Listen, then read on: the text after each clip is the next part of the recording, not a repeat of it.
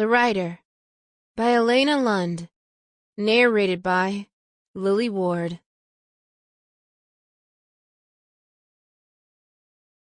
When Cecilia applied for a part-time position at the stable operation outside Strängnäs town, she had been expecting a small, traditional, and somewhat shabby stable, a riding school for grouchy teenagers and tired horses.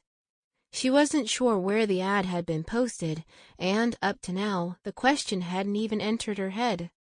It was her wary administrator at the job center that had placed it in front of her and ushered, "You used to ride, didn't you?"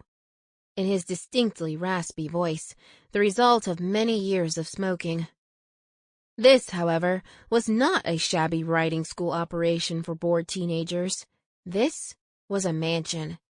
There were trees brought in from somewhere else and planted here for a specific purpose, far too green and thick foliage for this time of year. It was only early March. They radiated a glimmering green light all the way over to the main building.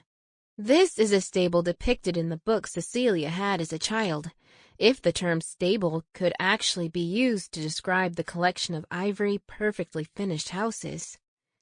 This is not at all what she had imagined, which makes her feel nervous, a feeling she loathes. The house located at the end of the tree-lined drive is a 3-story villa with a patio and double doors. The name Strängnäs was written in silver above the door.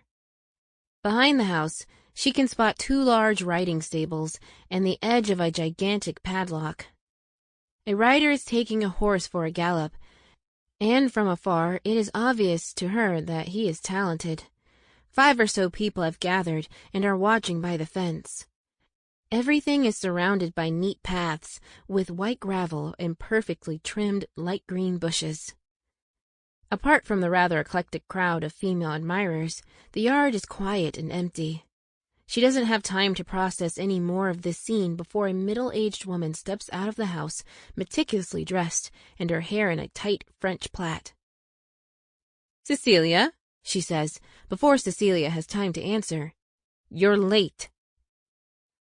4 minutes or so," she answers, and immediately regrets not even saying hello before she started bickering. The woman checks her wristwatch. "Exactly 4 minutes, Cecilia. An impressive sense of time." Saying "I'm sorry, it won't happen again" really goes against the grain, but Cecilia says it with a smile because this job opportunity is all right, and she doesn't want to miss out just because they have a grand drive. Sample complete. Ready to continue?